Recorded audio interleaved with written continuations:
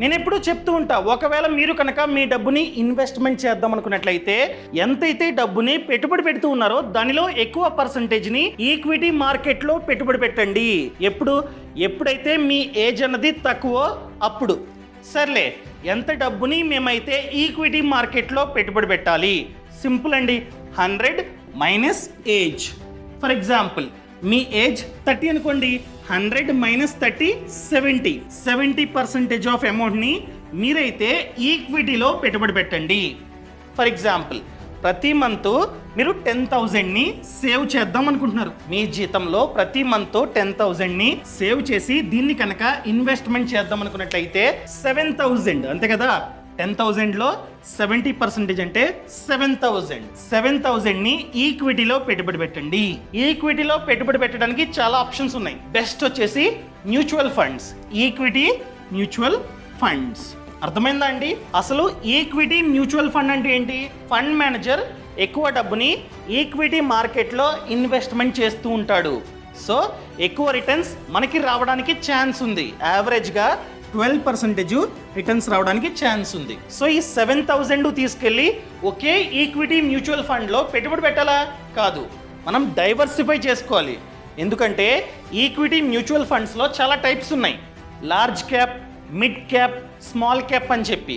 So మనం diversify చేసుకోవాలి. For example 2,000 వచ్చేసి మిడ్ క్యాప్, 2,000 వచ్చేసి స్మాల్ క్యాప్. ఈ విధంగా మనమైతే డైవర్సిఫై చేసుకొని పెట్టుబడి పెట్టడం చాలా అంటే చాలా మంచిది. అసలు లార్జ్ క్యాప్ ఫండ్స్ అంటే ఫండ్ మేనేజర్ ఎక్కువ డబ్బుని లార్జ్ క్యాప్ స్టాక్స్ లో ఇన్వెస్ట్మెంట్ చేస్తాడు. అదే మిడ్ క్యాప్ ఫండ్ అంటే ఫండ్ మేనేజర్ ఎక్కువ డబ్బుని మిడ్ క్యాప్ స్టాక్స్ లో ఇన్వెస్ట్మెంట్ చేస్తాడు.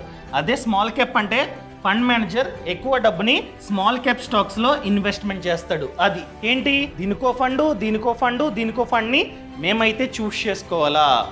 అసలు మూడిటిలోని పెట్టుబడి పెట్టే ఫండ్స్ ఏమీ లేవా? ఉన్నాయి, చాలా ఉన్నాయి. వాటిల్నే మల్టీ క్యాప్ ఫండ్స్ అంటాం. ఇదిగోండి, మల్టీ క్యాప్ ఫండ్స్. ఇక్కడ ఫండ్ మేనేజర్ ఏం చేస్తాడంటే మినిమం 25% లార్జ్ క్యాప్ స్టాక్స్లో, మినిమం 25% మిడ్ క్యాప్ స్టాక్స్లో, మినిమం 25% స్మాల్ క్యాప్ స్టాక్స్లో పెట్టుబడి పెడతాడు. 25 ఇది మినిమం. కావాలంటే ఇందులో 50, ఇందులో 25, ఇందులో 25 కూడా పెట్టుబడి పెట్టవచ్చు. ఫర్ ఎగ్జాంపుల్ 25 పెట్టుబడి పెట్టాడు అనుకుందాం. రిమైనింగ్ 25%ని డెట్ ఇన్స్ట్రుమెంట్స్లో, అదేవిధంగా క్యాష్లో ఉంచుకుంటాడు, లేదా డెట్ ఇన్స్ట్రుమెంట్స్లో పెట్టుబడి పెడతాడు అనమాట. మల్టీ క్యాప్ ఫండ్కి అడ్వాంటేజ్ ఏంటంటే డైవర్సిఫికేషన్. అర్థమైందా అండి? ఒకవేళ మీరు కనుక ఓన్లీ ఎగ్జాంపుల్గా ఇలా డైవర్సిఫై చేసుకోకుండా ఎంతైతే డబ్బు ఉందో 7,000 కదా, దాన్నే ఒకేసారి మీరు కనుక లార్జ్ క్యాప్లో పెట్టుబడి పెట్టారనుకోండి, మేబీ గ్రోత్ అన్నది తక్కువ ఉంటుంది. ఎందుకంటే large cap stocks already establish అయిపోయాయి, మంచి స్టేజ్లో ఉన్నాయి. చెప్తాను కావాలంటే. Large cap, mid cap, small cap difference నేనైతే చెప్తా. ఆల్రెడీ ఎస్టాబ్లిష్ అయిపోయాయి. సో తగ్గడం చాలా రేర్, పెరగడం కూడా చాలా తక్కువ, గ్రోత్ అన్నది తక్కువ ఉంటుంది. సో పెద్దగా రిటర్న్స్ అయితే మీకైతే రావు, స్లోగా గ్రో అవుతూ ఉంటుంది. రిస్క్ కూడా తక్కువ మిగతా వాటితో కంపేర్ చేస్తే. ఎగ్జాంపుల్గా ఈ 7,000 తీసుకెళ్ళి ఓన్లీ స్మాల్ క్యాప్లో పెట్టుబడి పెట్టారనుకోండి, ఏమవుతుంది? పెరిగితే మంచిగా రిటర్న్స్ అనేవి వస్తాయి, తగ్గితే అదే విధంగా మైనస్ రిటర్న్స్ కూడా రావచ్చు, ఏదైనా జరగవచ్చు. ఇదంతా వద్దండి. ఇందులో కొంచెం డైవర్సిఫై అవ్వాలి ఒకే ఫండ్. ఒకవేళ మీరు కనుక వీటిల్లో ఇలాగ డైవర్సిఫై చేసుకుందాం అనుకున్నట్లయితే ఇందులో 3 ఫండ్స్ మీరైతే చూస్ చేసుకొని వాటిలో ఇన్వెస్ట్మెంట్ చేయాలి. అదే మల్టీ క్యాప్ అనుకోండి, ఒకే ఫండ్ని మీరైతే చూస్ చేసుకుంటారు. కావాలంటే 7,000ని ఒకేసారి ఒకే ఫండ్లో పెట్టుబడి పెడతారు. ఇక్కడ ఫండ్ మేనేజరు మీ బదులు లార్జ్ క్యాప్లో కొంచెం, మిడ్ క్యాప్లో కొంచెం, స్మాల్ క్యాప్లో కొంచెం పెట్టుబడి పెడతాడు. సో మీకు డైవర్సిఫికేషన్ కూడా అవుతుంది. ఇగో, invest across large cap, mid cap and small cap. Clear? దీన్ని మల్టీ క్యాప్ ఫండ్స్ అంటాం. సో అదేవిధంగా చాలాసార్లు వింటూ ఉంటాం ఫ్లెక్సీ క్యాప్ ఫండ్స్ అంటాం. అసలు మల్టీ క్యాప్ ఫండ్కి, ఫ్లెక్సీ క్యాప్ ఫండ్కి డిఫరెన్స్ ఏంటి? ఈ మల్టీ క్యాప్ ఫండ్లో మినిమం 25%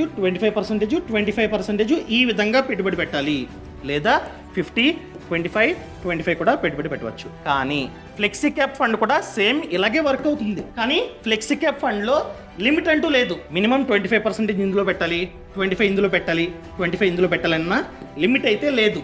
మల్టీ క్యాప్ ఫండ్లో అయితే లిమిట్ ఉంది. సో మూడిటిల్లోని మినిమం 25% పెట్టాల్సిందే. ఫ్లెక్సీ క్యాప్ అయితే అలా కాదు, మేబీ ఒక దాంట్లో 5, ఒక దాంట్లో 40, రిమైనింగ్ ఇంకో దాంట్లో అలా పెట్టుబడి పెడితే దాన్ని ఫ్లెక్సీ క్యాప్ ఫండ్ అంటాం. ఇందులో కూడా మూడిటిలోని డైవర్సిఫికేషన్ అవుతుంది, కానీ ఇలా రూల్స్ అయితే లేవు ఫ్లెక్సీ క్యాప్ ఫండ్కి. సో ఈ వీడియోలో అసలు మల్టీ క్యాప్ ఫండ్లో పెట్టుబడి పెట్టడం మంచిదా కాదా, ఎలా పెట్టుబడి పెట్టాలో చెప్తా. సో ఈ వీడియోని లాస్ట్ వరకు చూడండి. అంతేకాకుండా ఇంతవరకు ఈ ఛానల్ని సబ్స్క్రైబ్ చేసుకోకపోతే ఇప్పుడే సబ్స్క్రైబ్ చేసుకోండి. నేను మీ కౌశిక్ మరిడి. అసలు లార్జ్ క్యాప్ అంటే ఏంటి, మిడ్ క్యాప్ అంటే ఏంటి, స్మాల్ క్యాప్ అంటే ఏంటి, అది మీకు అర్థం కావాలి, అదే చెప్తా. సో స్టాక్ మార్కెట్లో మార్కెట్ క్యాప్ పరంగా టాప్ 100 కంపెనీస్ ని లార్జ్ క్యాప్ కంపెనీస్ అంటాం. సో ఫండ్ మేనేజర్ ఈ కంపెనీస్ లో పెట్టుబడి పెడితే దాన్ని లార్జ్ క్యాప్ ఫండ్ అంటాం. అర్థమైందా అండి? అసలు మార్కెట్ క్యాప్ అంటే ఏంటి? మార్కెట్ క్యాప్ పరంగా టాప్ 100 కంపెనీసా? అసలు మార్కెట్ క్యాప్ అంటే simple, total number of out standing shares into present share price.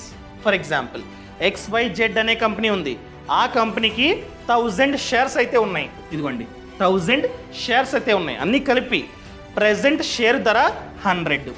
అలాంటప్పుడు 1000 ఇంటూ 100 1 lakh. సో ఈ 1 lakh market cap. So market cap పరంగా టాప్ 100 కంపెనీస్ని లార్జ్ క్యాప్ కంపెనీస్ అంటాం. అదే మిడ్ క్యాప్ అంటే market cap పరంగా top 101 to 250. Top 100 large cap, 100 తర్వాత నుండి 250 వరకు మార్కెట్ క్యాప్ పరంగా టాప్ కంపెనీస్ని మిడ్ క్యాప్ అంటాం. అదే స్మాల్ క్యాప్ అంటే 250 తర్వాత నుండి మిగతావన్నీ స్మాల్ క్యాపే. క్లియర్? ఫర్ ఎగ్జాంపుల్ ఒక కంపెనీ రీసెంట్గా లిస్ట్ అయింది, జస్ట్ మార్కెట్ క్యాప్ 100 కోట్లు, అది కూడా స్మాల్ క్యాపే, ఎందుకంటే 250 తర్వాతే అది ఉంటుంది పొజిషన్. టాప్ 251 తర్వాతే ఇవన్నీ ఉంటాయి. సో మిగతావన్నీ స్మాల్ క్యాప్సే. సో వీటిల్లో ఫండ్ మేనేజర్ పెట్టుబడి పెడుతూ ఉంటాడు.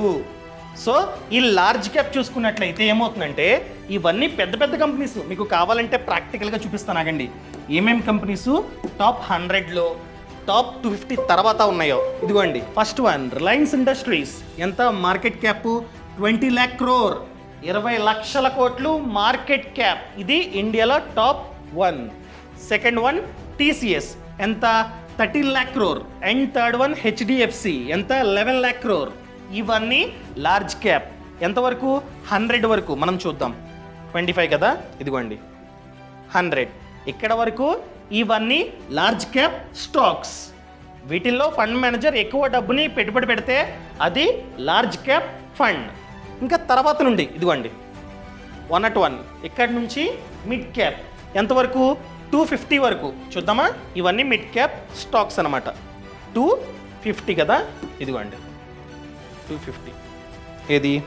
ఇక్కడ వరకు మిడ్ క్యాప్. తర్వాత నుండి స్మాల్ క్యాప్. ఇలా స్మాల్ క్యాప్ చెప్పుకుంటూ పోతే ఎన్నో ఉన్నాయి. స్టాక్ మార్కెట్లో ఎన్నైతే కంపెనీస్ లిస్ట్ అయ్యాయో అన్నీ స్మాల్ క్యాపే అంటిల్ అది 250 తర్వాత ఉంటాయి. అర్థమైందండి? ఇవన్నీ స్మాల్ క్యాప్. ఇక్కడ లార్జ్ క్యాప్కి, మిడ్ క్యాప్కి, స్మాల్ క్యాప్కి కొంచెం డిఫరెన్స్ ఉంది. ఏంటి? లార్జ్ క్యాప్ కంపెనీస్ పెద్ద కంపెనీస్, రిలయన్స్, TCS అవి ఆల్రెడీ ఎంత పెరగాలో అంత పెరిగాయి, ఎస్టాబ్లిష్ అయిపోయాయి. సో గ్రోత్ అన్నది తక్కువ ఉంటుంది, ఎందుకంటే అవి ఆల్రెడీ పెద్ద కంపెనీస్. సో గ్రోత్ అయినా కూడా తక్కువ అవుతూ ఉంటుంది. అదేవిధంగా డౌన్ఫాల్ అవడానికి ఛాన్సెస్ చాలా తక్కువ, ఎందుకంటే బేస్మెంటు స్ట్రాంగ్గా ఉంది. సో మీరు కనుక లార్జ్ క్యాప్ స్టాక్స్లో ఇన్వెస్ట్మెంట్ చేసినా లేదా లార్జ్ క్యాప్ ఫండ్స్లో ఇన్వెస్ట్మెంట్ చేసినా గ్రోత్ తక్కువ ఉంటుంది, రిస్క్ కూడా తక్కువ ఉంటుంది. అండ్ మిడ్ క్యాప్, ఇవి మరీ పెద్ద కంపెనీసు కాదు, మరీ చిన్న కంపెనీసు కాదు, మిడిల్ స్టేజ్లో ఇవైతే ఉన్నాయి. ఇవి మంచిగా గ్రో అయ్యి మిడ్ క్యాప్లో ఉన్నాయి. సో దీంతో కంపేర్ చేస్తే గ్రోత్ అన్నది ఎక్కువ ఉండొచ్చు, ఎందుకంటే ఇవి లార్జ్ క్యాప్ ఆల్రెడీ ఎస్టాబ్లిష్ అయిపోయాయి పెద్ద కంపెనీస్, కానీ ఇవి ఇప్పుడిప్పుడే ఎస్టాబ్లిష్ అయ్యాయి. ఇంకా గ్రో అవ్వడానికి, వీటిలాగా పెద్ద కంపెనీస్ అవ్వడానికి ఛాన్స్ ఉంది. ఇవి ప్రెజెంట్ మిడ్ క్యాప్లో ఉన్నాయి, మేబీ మార్కెట్ క్యాప్ పెరిగితే లార్జ్ క్యాప్లోకి పోతాయి. సో గ్రోత్ అన్నది ఉంటుంది, రిటర్న్స్ అనేవి ఉంటాయి. ఎంత దీంతో కంపేర్ చేస్తే ఎక్కువే రిటర్న్స్ అయితే ఉంటాయి. అదేవిధంగా రిస్క్, వీటితో కంపేర్ చేస్తే రిస్క్ కూడా ఎక్కువ. ఇవి ఆల్రెడీ ఎస్టాబ్లిష్ అయిపోయాయి. డీ గ్రోత్ అన్నది తక్కువ. మేబీ వీటిలో డీ గ్రోత్ కూడా అవ్వచ్చు, చెప్పలేం. మిడ్ క్యాప్ నుంచి మళ్ళీ స్మాల్ క్యాప్లోకి కూడా రావచ్చు. సో లార్జ్ క్యాప్తో కంపేర్ చేస్తే ఇక్కడ రిటర్న్స్ అనేవి ఎక్కువ, రిస్క్ కూడా కొంచెం ఎక్కువ. Medium risk, medium returns. And next small cap. So వీటితో కంపేర్ చేస్తే ఇక్కడ రిటర్న్స్ అనేవి ఎక్కువ ఉంటాయి, అదేవిధంగా రిస్క్ కూడా ఎక్కువ ఉంటుంది. అర్థమైందా అండి? సో దీంతో కంపేర్ చేస్తే రిటర్న్స్ ఎక్కువ, ఎందుకంటే ఇవి చిన్న కంపెనీస్, కొత్త కంపెనీస్. వీటికి గ్రో అవ్వడానికి ఛాన్సెస్ చాలా ఎక్కువ ఉన్నాయి. ఇవైతే ఎప్పటి నుంచో ఉన్నాయి, గ్రో అయ్యాయి. సో ఇవి కూడా గ్రోత్ స్టేజ్లో ఉన్నాయి. సో మనం కనుక సరైన కంపెనీస్ని చూస్ చేసుకున్నట్లయితే వీటితో కంపేర్ చేస్తే ఎక్కువ గ్రోత్ అన్నది ఉంటుంది. సో స్మాల్ క్యాప్ కంపెనీ ఫ్యూచర్లో గ్రో అయితే మిడ్ క్యాప్ అవ్వచ్చు, మిడ్ క్యాప్ నుంచి లార్జ్ క్యాప్ అవ్వచ్చు. అర్థమైందా అండి? అంత గ్రోత్ అయితే ఉంటుంది, కానీ రిస్క్ కూడా ఎక్కువ ఉంటుంది. దీంతో కంపేర్ చేస్తే వీటిల్లోనే రిస్క్ అన్నది ఎక్కువ ఉంటుంది. ఎందుకు? ఇవన్నీ చిన్న కంపెనీస్. మన ఇండియాలో ఎక్కువ ఫెయిల్ అయ్యేవి చిన్న కంపెనీసే. అర్థమైందా అండి? సో ఇక్కడ రిస్క్ కూడా ఎక్కువ. ఒకవేళ మీకు మంచి రిటర్న్స్ కావాలి, పెద్దగా రిస్క్ వద్దు అనుకున్నట్లయితే లార్జ్ క్యాప్. నాకు రిస్క్ పర్లేదు, రిటర్న్స్ లార్జ్ క్యాప్ కన్నా ఎక్కువ కావాలి అనుకున్నట్లయితే మిడ్ క్యాప్. నేను ఎక్కువ రిస్క్ తీసుకుంటా, returns large cap mid cap కన్నా ఎక్కువ కావాలి అనుకున్నట్లయితే స్మాల్ క్యాప్. ఇదంతా కాదండి, ఈ 3 కాంబినేషన్లో నాకు ఫండ్స్ కావాలి అనుకున్నట్లయితే మల్టీ క్యాప్ ఫండ్స్. అర్థమైందా? బాగానే చెప్తున్నారు. మ్యూచువల్ ఫండ్ అంటారు, లార్జ్ క్యాప్ అంటారు, మిడ్ క్యాప్ అంటారు. ఏ విధంగా మేమైతే పెట్టుబడి పెట్టాలి? సింపుల్, మీ ఇష్టం అండి. చాలా యాప్స్ వచ్చేసాయి. ఎగ్జాంపుల్గా grow, Paytm money, up stock, etcetera. ఆ యాప్స్ ద్వారా మీరైతే డైరెక్ట్గా ఇన్వెస్ట్మెంట్ చేసుకోవచ్చు మల్టీ క్యాప్ ఫండ్స్లో. ఎలా అంటే సింపుల్గా యాప్ ఓపెన్ చేసి సర్చ్లోకి వెళ్ళి మీరైతే మల్టీ క్యాప్ ఫండ్స్ అని చెప్పి కొట్టండి. చాలా ఫండ్స్ మనకైతే కనిపిస్తాయి, ఎందుకంటే డిఫరెంట్ ఏఎంసీస్కి సంబంధించిన ఫండ్స్ ఉంటాయి. సో నచ్చిన ఏఎంసీ వద్ద A to Z చెక్ చేసుకొని మీరైతే ఇన్వెస్ట్మెంట్ చేసుకోండి. ఇలాంటి ఇండెక్స్ ఉంటే, బెంచ్ మార్క్ ఉంటే బెటర్. అర్థమైందండి? సో మీరైతే ఇన్వెస్ట్మెంట్ చేసుకోవచ్చు. లేదా నేను డైరెక్ట్గా ఇన్వెస్ట్మెంట్ చేస్తాను అనుకున్నట్లయితే ఏఎంసీ, అసెట్ మేనేజ్మెంట్ కంపెనీ, ఆ కంపెనీ వెబ్సైట్లోకి వెళ్ళి మీరైతే చేసుకోవచ్చు. అది కూడా ఎలాగో నేనైతే చూపిస్తా. ఎగ్జాంపుల్గా సరే, Motilal Oswal multi cap fund search. ఇదిగోండి ఎన్ఎఫ్ఓ. ప్రెజెంట్ అయితే ఒక ఎన్ఎఫ్ఓ ఓపెన్లో ఉంది, మోతీలాల్ ఓజ్వాల్ది. ఇది పెయిడ్ ప్రమోషన్ కాదండి, జస్ట్ చెప్తున్నా ఏ విధంగా వెబ్సైట్ ద్వారా ఇన్వెస్ట్మెంట్ చేసుకోవాలో. సో ఇది చూసుకున్నట్లయితే మల్టీ క్యాప్ ఫండ్. ఇప్పటివరకు ఏదైతే డిస్కస్ చేసామో ఆ ఫండే ఓపెన్లో ఉందన్నమాట. ఇప్పటివరకు 11th జూన్ వరకు మనకైతే టైం ఉంది. 11th జూన్ లోపు మీరైతే ఈ ఎన్ఎఫ్ఓలో ఇన్వెస్ట్మెంట్ చేసుకోవచ్చు. ఇప్పటివరకు నేను చెప్పింది మ్యూచువల్ ఫండ్, కానీ ఇది ఎన్ఎఫ్ఓ, న్యూ ఫండ్ ఆఫర్. అనగా ఏదైనా ఒక ఫండ్ మొదటిసారి మార్కెట్లో లిస్ట్ అవుతున్న ప్రాసెస్ని ఎన్ఎఫ్ఓ అంటాం. అర్థమైందా అండి? సో ఎన్ఎఫ్ఓలో పెట్టుబడి పెట్టడం వలన ఇంకొక అడ్వాంటేజ్ ఏంటంటే NAV 10 ఉంటుంది, net asset value just 10 rupees మాత్రమే ఉంటుంది. సో ఇందులో ఇన్వెస్ట్మెంట్ చేయండి, ఓపెన్ చేశాను కదా అని నేనైతే చెప్పను, జస్ట్ మీకైతే ఎగ్జాంపుల్ చూపిస్తున్నా. సో మీరైతే కావాలంటే ఇలాంటి ఎన్ఎఫ్ఓలో కూడా ఇన్వెస్ట్ చేసుకోవచ్చు, A to Z చెక్ చేసుకొని. లేదా మీరు డైరెక్ట్గా grow, Paytm money, up stock లాంటి యాప్స్లో డైరెక్ట్గా మల్టీ క్యాప్ ఫండ్ అని చెప్పి కొడితే వస్తాయి. మీరు మంచి ఏఎంసీ చూసుకొని మీరైతే ఇన్వెస్ట్మెంట్ చేసుకోవచ్చు. లేదా ఈ విధంగా వెబ్సైట్లోకి వెళ్ళి డైరెక్ట్గా ఇన్వెస్ట్మెంట్ చేసుకోవచ్చు అనమాట. ఇదనమాట మ్యాటర్. మీకు ఈ సమాచారం నచ్చింది అనుకుంటున్నా. నచ్చితే లైక్ చేయండి, షేర్ చేయండి. అండ్ ఇంతవరకు ఈ ఛానల్ని సబ్స్క్రైబ్ చేసుకోకపోతే సబ్స్క్రైబ్ చేసుకోండి. అదేవిధంగా మీరు కనుక స్టాక్ మార్కెట్ గురించి A to Z నేర్చుకుందాం అనుకున్నట్లయితే ఫ్రీడమ్ యాప్ అండి. ఫ్రీడమ్ యాప్లో చూసుకున్నట్లయితే 1000 కంటే ఎక్కువే కోర్సెస్ ఉన్నాయి about business, finance and farming. మీకు కావాలంటే ప్రాక్టికల్గా వెబ్సైట్ ఓపెన్ చేసి చూపిస్తా, చూడండి. So freedom app. సో ఇదన్నమాట యాప్. ఇందులో చూసుకున్నట్లయితే ఫార్మింగ్, బిజినెస్ అండ్ ఫినాన్స్ మీద కోర్సులు ఉన్నాయి. ఫర్ ఎగ్జాంపుల్ ఫినాన్స్, మీరు ఎగ్జాంపుల్గా స్టాక్ మార్కెట్ గురించి నేర్చుకుందాం అనుకుంటున్నారు, ఇన్వెస్ట్మెంట్. సో ఇదండి, ఇవన్నీ కోర్సులే. ఇంకా stock market, mutual funds, government schemes, A to Z మీరైతే ఇక్కడే చూసి నేర్చుకోవచ్చు. ఐపీఓ మీద కూడా కోర్స్ అయితే ఉందన్నమాట. అర్థమైందా అండి? సో ఇప్పుడే ఫ్రీడమ్ యాప్ని డౌన్లోడ్ చేసుకోండి. యాప్ లింక్ అనేది కింద డిస్క్రిప్షన్లో, అదేవిధంగా పక్కన కామెంట్స్లో ఉంది. అదేవిధంగా మీరు బిజినెస్ గురించి నేర్చుకుందాం అనుకుంటున్నారు అనుకోండి, ఎవరైతే ఆ బిజినెస్లో సక్సెస్ అయ్యారో వాళ్ళు మీకు ఎక్స్ప్లెయిన్ చేస్తారనమాట. ఎగ్జాంపుల్గా బేకరీ, మీరు ఒక స్వీట్ షాప్ని పెడదాం అనుకుంటున్నారు. సో వీళ్ళందరూ ఆల్రెడీ పెట్టి మంచిగా లాభాలు సంపాదిస్తూ ఉన్నారనమాట. సో ఇవన్నీ కోర్సులు వాళ్ళే నేర్పిస్తారు. ఎవరైతే సక్సెస్ అయ్యారో వాళ్ళు మనకి A to Z నేర్పిస్తారు. అదేవిధంగా ఫార్మింగ్. సో ఫార్మింగ్ చూసుకున్నట్లయితే ఎగ్జాంపుల్గా మీరు డైరీ ఫార్మింగ్ని స్టార్ట్ చేద్దాం అనుకుంటున్నారు. ఎవరైతే డైరీ ఫార్మింగ్లో సక్సెస్ అయ్యారో వాళ్ళు మీకు A to Z నేర్పిస్తారనమాట. వీళ్ళందరూ మెంటర్స్, వీళ్ళు మీకు A to Z నేర్పిస్తారు. సో కోర్స్ కూడా ఇక్కడే ఉంది. ఇలా మీరైతే తీసుకోవచ్చు కోర్సెస్. అది కూడా 1799 ఈ విధంగా ఉంటుందన్నమాట. అర్థమైందా అండి?